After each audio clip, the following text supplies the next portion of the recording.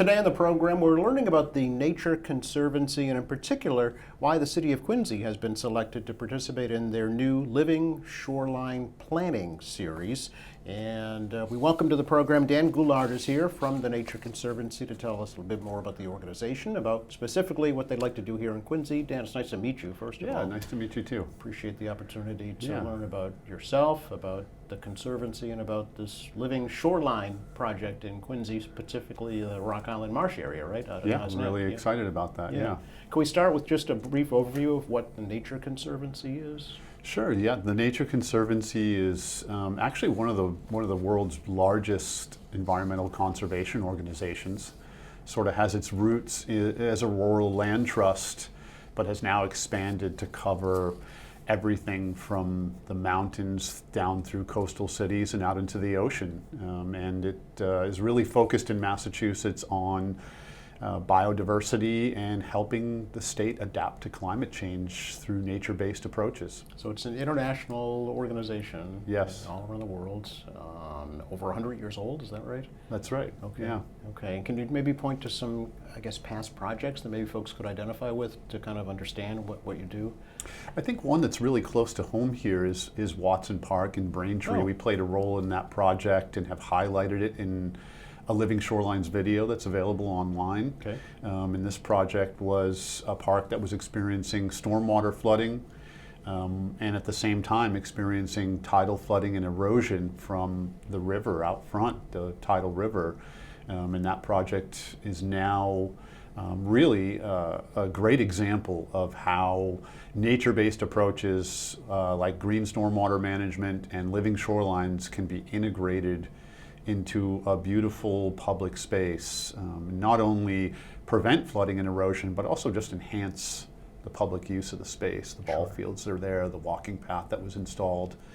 It's a really great project. It's nearby, and I'd encourage people to go take a look at it. Very good. How did you yourself get involved with the Nature Conservancy, Dan? Yeah, I mean, my background is not a traditional background. I served 30 years in the Navy. You were a SEAL. I was a Navy SEAL, and as I was getting ready to retire, I just thought, you know, I'm kind of done with this stuff. Done jumping out of planes and running around getting shot at, and decided to pursue something that's always been a passion of mine, which is the coastal environment, preserving the coastal environment. I started out down in New Bedford with the Buzzards Bay Coalition, spent a few years there learning the ropes after going back to school and getting a master's degree in environmental sustainability. And then this coastal project manager came up at the Nature Conservancy, and I just thought, this is a great opportunity. It will keep me connected with the ocean.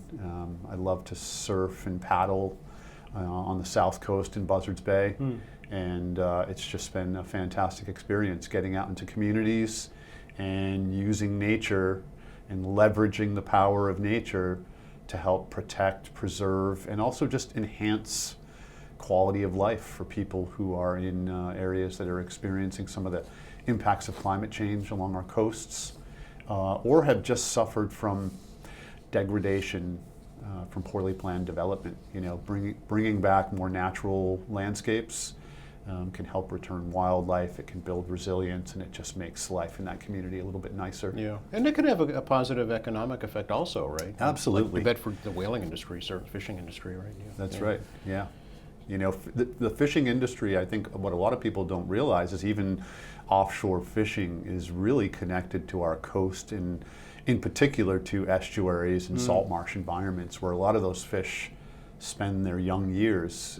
It's great nursery habitat for those fish, and then they go out to sea and they become either commercially important or really recreationally important, like the striped bass. Sure. When you talk to a striped bass fisherman and you start talking about you know, restoring salt marsh or eelgrass or estuarine habitat that gives that fish a place to live out its young years, and you get some big thumbs up. Sure.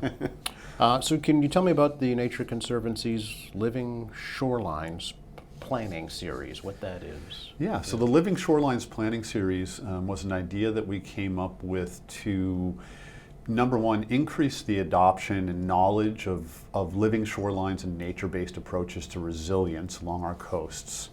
but also to build some capacity in municipalities and local nonprofits on how to look at a stretch of shoreline that's experiencing erosion or other climate-related impacts or storm-related impacts like flooding, and assess it for suitability for a specific type of living shoreline. And then, using the knowledge they get from our consultant who's teaching the lessons, along with some of us from the Nature Conservancy and the Northeast Regional Ocean Council, who's also a partner on this, is be able to assess suitability and then start planning what type of living shoreline might actually be a good fit for that location.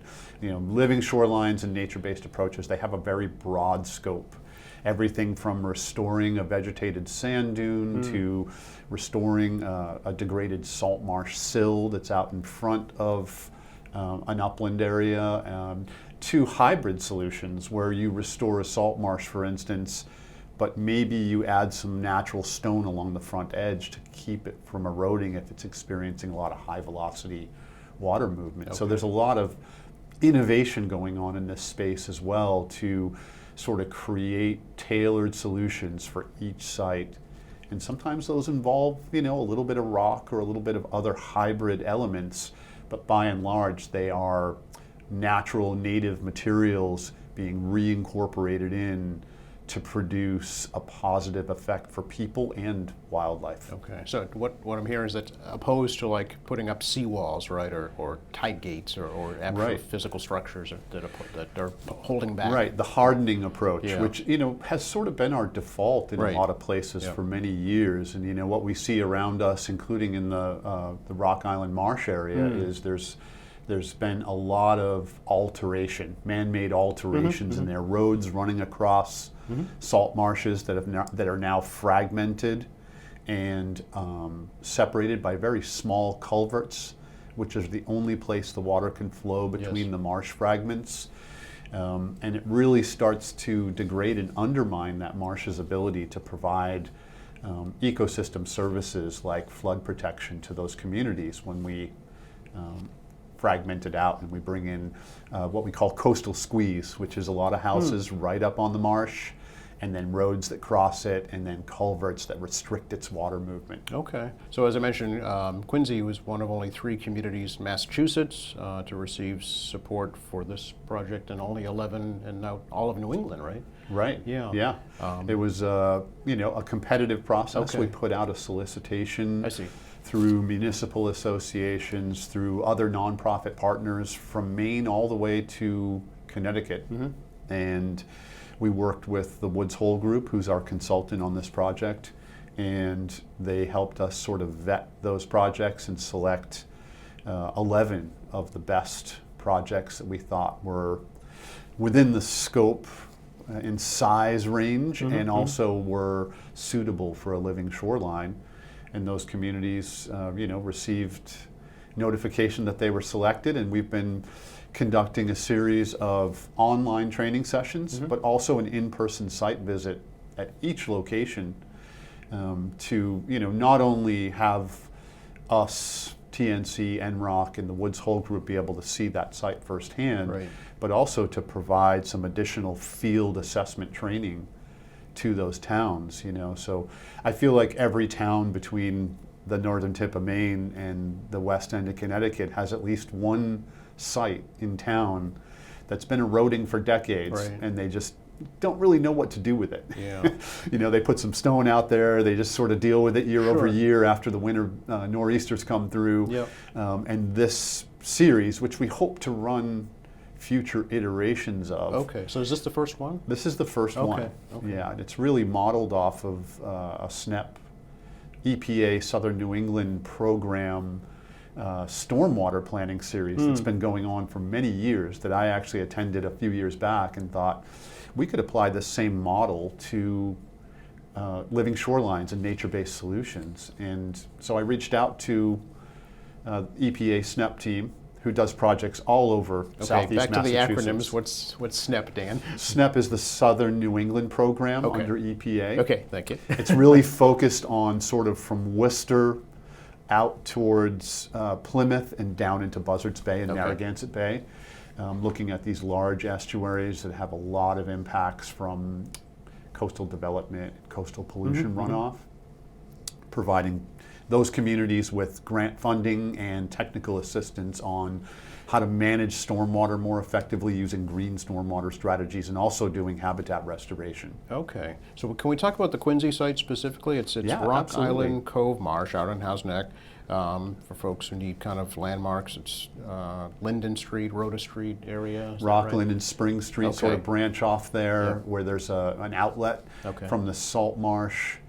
This is an area that used to be maybe 60 to 80 acres of contiguous salt marsh before a lot of coastal development moved in and started to squeeze it between housing and then fragment it with these roads, low-lying roads that run across the marsh. Those roads are now at an elevation where they're experiencing flooding during king tides and storm surges. And the culverts are now restricting water movement in and out of the marsh, so the marsh is starting to degrade. Salt marsh likes to be flooded, and then it likes to drain really nicely. And as we go in and, over the last 60, 80 years have built all along our coasts, we didn't really think about how that development might impact the ability of these natural resources to A, survive, but B, protect us. When I look at something close to home, which was, Superstorm Sandy, Sure. the last really large tropical system to come up and hit sort of the New England area, intact coastal wetlands, places like the Rock Island Marsh, allowed those communities to have over $625 million in avoided damage. Wow. Because they were healthy, intact coastal wetlands. So, being able to manage these wetlands, keep them healthy, and allow the free movement of water is really to our advantage. And we can develop nature-based approaches and strategies that can make that possible, so that the people in that community and the natural resources that they want to be out walking along the marsh and bird watching and having those beautiful places that allow for recreation and just increased quality of life, but also to have them there to protect them and absorb large storm surges and events Sure. that come through this area. And you think the Rock Island Marsh area is a good place to do that? Absolutely. Really? In the town of Quincy, through the Living Shorelines Planning Series, towns submitted sort of a problem area in their town. Okay. Whether that was erosion or flooding or other impacts like habitat loss. Yep. And so the town of Quincy had initially submitted an outflow where sort of Spring and Rockland Street come together. There's two culverts there that discharge from the salt marsh. And after looking at that site and doing an assessment of it in the field, it was determined that there's a lot of work that needs to occur upstream before we could actually implement a living shoreline at the salt marsh that's being eroded. Okay. Because there's two undersized culverts, and those culverts are channeling a lot of water out of the salt marsh on every tidal cycle. And that velocity is sort of tearing the salt marsh apart. I see. So, those culverts would need to be addressed. And this is really the case in a lot of locations. There's upstream stormwater or other man-made alterations like culverts that would ideally be addressed first, and then you could come downstream and reestablish a healthy marsh system down below it. Okay. So when we looked at that and we did a little bit more exploration in the marsh, we found a site on Rhoda Street. There's a culvert that comes under Rhoda Street, and that was identified as a really suitable location. There had been some work done there, and that work left behind a lot of scour and bank erosion in the marsh. And our Woods Hole Group consultants and the team from TNC who came up with the people from Quincy DPW and the Conservation Department looked at that site, and that's the site we're going to focus on for this particular project. Oh, okay. So what will actually be happening there? So this is a site that is downstream on the downstream side of a tidal culvert. Okay. That's experiencing a lot of coastal bank erosion and salt marsh erosion. And what we'll do in that site is we will reestablish the appropriate native salt marsh and high marsh vegetation along the edges of that bank, and then provide perhaps some armored towing using natural stone to help that bank stay in place and help water flow through, so we don't see continued erosion of that land that could eventually come back and threaten the roadway. Okay, so does that mean removing the culvert that's there now? No, that culvert is going to stay in place. Okay. Ultimately the roads that cross the marsh at Rhoda Street are going to need to be elevated. And, when that happens, which, we know that's a large capital expense for the city. When that does happen, then that culvert could potentially be enlarged to meet sort of the Massachusetts culvert standards, to be slightly wider. And when we widen the culverts, we allow that water to flow more freely, but it also reduces the velocity. I see. Yeah. So we don't get as much scour and erosion. And when we see that erosion, that sediment and that cloudy water that's full of suspended sediment because it's moving quickly, that moves out into the outer parts of Quincy Harbor and Boston Harbor, and then degrades our habitat out there. Okay. So that's how we see things like loss of our eelgrass beds, is through all that suspended sediment coming downstream, cloudy water, higher nitrogen levels, and that impacts everything moving outwards, whether it's shellfish beds or eelgrass meadows. Those things have been lost over time because of sort of the impacts of coastal development.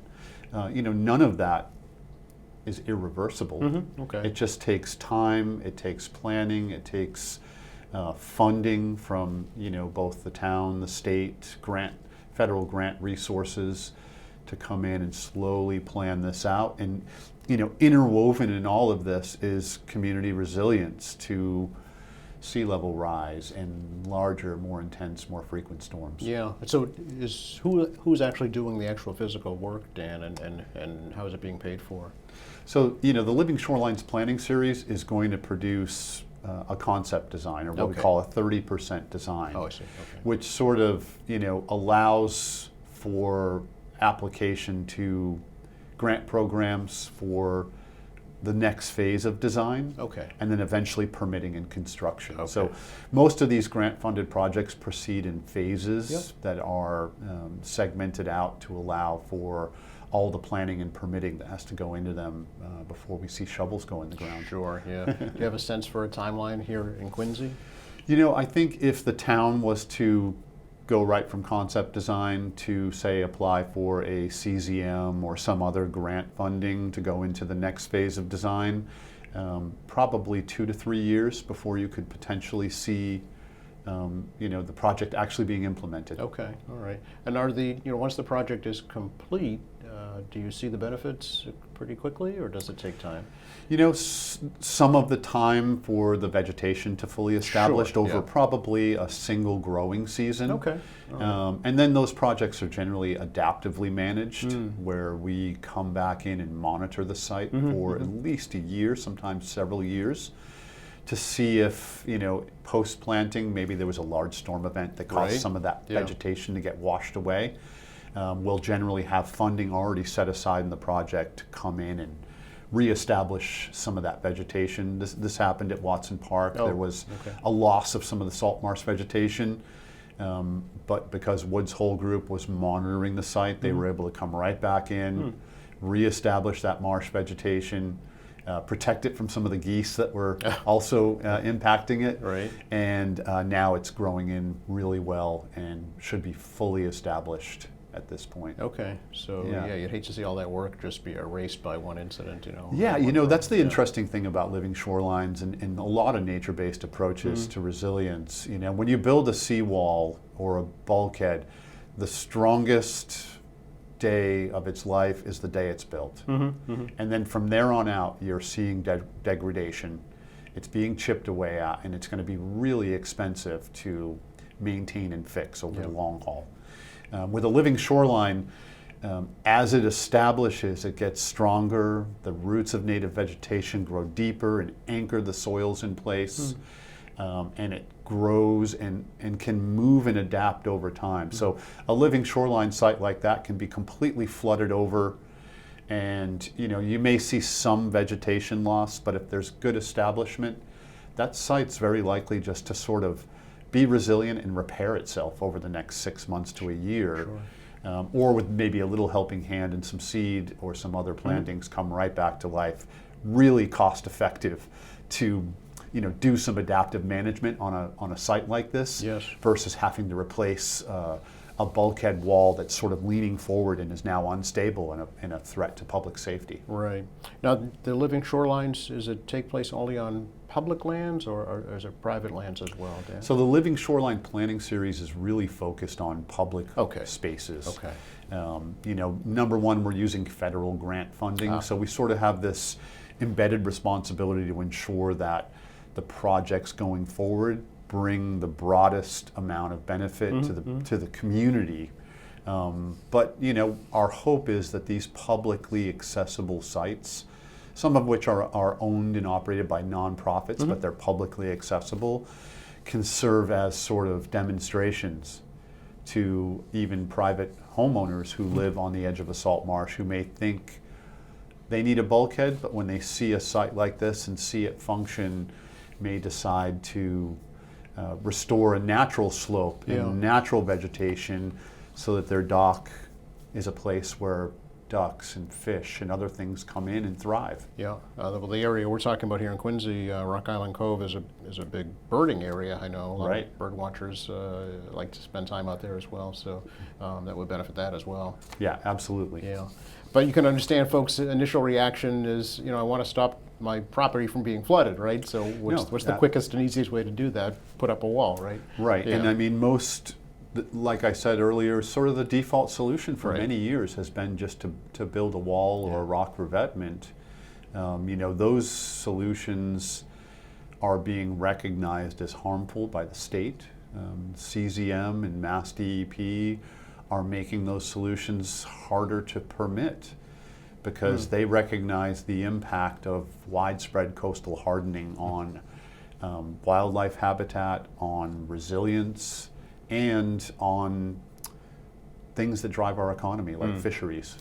If all of the estuaries started to become hardened, that would actually become a threat to coastal fisheries, and it would be really expensive to maintain and upkeep over time. Right. Because these seawalls eventually will start to fail, especially as sea level rise starts to create overtopping and we see erosion back behind the seawall. Well, we are seeing that in Quincy as well. The Manhattan Avenue area of Housneck, right, for sure, is in the middle of a big seawall replacement project right now. So, yeah, and I mean, coastal squeeze is an interesting problem, and as sea level rise continues to progress, I think some of these areas that we see along the Massachusetts coast, that first row of houses at some point is going to become a really risky place to live. We see the videos every year of Situate and Cohasset with waves spraying up over the top of the houses, and at some point the risk of living there becomes really high for residents, and maybe that first row of houses is a place where a living shoreline could actually provide a buffer zone to everybody else back behind that, and maybe even create a coastal amenity space where you have a restored dune system or a restored marsh with walking paths or other wildlife viewing areas or places for passive and active recreation that bring enormous value to the community. And I think the state right now is thinking about buyout programs for some of the most at-risk communities. But it's a difficult conversation. Right. I look at my house in Yeah. New Bedford and think, this is a multi-generational house. Sure. My family's owned this house for, 60, 80 years, and it's a really difficult decision to make. But I think the state and organizations like TNC are sort of preparing to help people make that decision and transition, and then not leave that space in a state of disrepair, demolition, Well, because then the second row of degradation. houses becomes vulnerable, right? Right, Yeah. exactly. So if we can, think about that going forward in the future, I think it's difficult but important conversations. Yeah. So what is the next step here in Quincy, Dan, for this project? So there's a few more sessions in the Living Shorelines Planning Series to go, and then Woods Hole Group will basically work directly with the town to develop this concept design. So the city has a director of coastal resiliency, actually, Margaret LaForest serves in that role. So that process is sort of a give and take iterative process where, the Woods Hole Group might say, well, this is what you should do. And then maybe Margaret comes back and says, yes, but we're also interested in this type of amenity, or we have this concern. And then Woods Hole Group will fall back, adjust the design to meet some of those desires, wants, and needs of the local community. And then maybe that concept design gets talked about at public meetings and gets even further it further evolves as it goes forward into the permit level of design, when area residents have had a chance to say a few things about what they'd like to see and how they'd like to see it implemented. And my hope is that this project will eventually set the stage for the work over on Rockland and Spring Streets, where we have that really complicated hydrology and two culverts sort of flowing into the same channel. That is a great future project that's much larger, and as the town and community residents learn more about the approaches being taken on Rhoda Street, that sets the stage for that other project to take place in the future. And then others, and then others, and then others. Yeah, but it really is, it's a holistic approach. You're not coming in and just kind of shoving it down the community's throat, right? You're Absolutely, yeah. We want the community's input. We want to know what they'd like to see, what they value, and what individual impacts everyone's experiencing. The people who live in these communities, everywhere we go, we like to get out, engage, hold public talks, because it's only through the day in and day out observations of local residents that you really identify the true issues. TNC and Woods Hole Group coming in for 1 or 2 days of site visits, we're just getting a snapshot. We really count on the community to give us the real ground truth. All right. Well, we'll welcome you back to keep us updated on the project. Yeah, Quincy, absolutely. Please. Yeah. Anything really else excited. you'd like to share with folks right now? No, I mean, I think it's just really exciting to see the power of nature. That it can protect us. We've done a lot to undermine its ability with sort of unbridled coastal development, but there are all sorts of places on the Massachusetts and New England coast where, with just a few small adjustments or the restoration of a few small pieces of habitat, that we could harness the power of nature to make our coasts a more resilient, safe place to live, and also make space for wildlife and recreation and relaxation that really helps us balance our lives out and gives us a place to rest and reflect. Yeah. So if folks would like to ask questions or make some comments, they can email you directly, is that? Yeah, right? And they can go to the link to the TNC's Living Shorelines page to find out more. Okay, great. Great to talk to you, Dan. Really appreciate absolutely. the It was fun. opportunity. Thanks. And do please come back. We'd love to kind of follow the story through. Yeah, sure. Anytime. You're welcome. And thanks for watching us here at AM Quincy. I'm Joe Catalano, and we'll see you next time.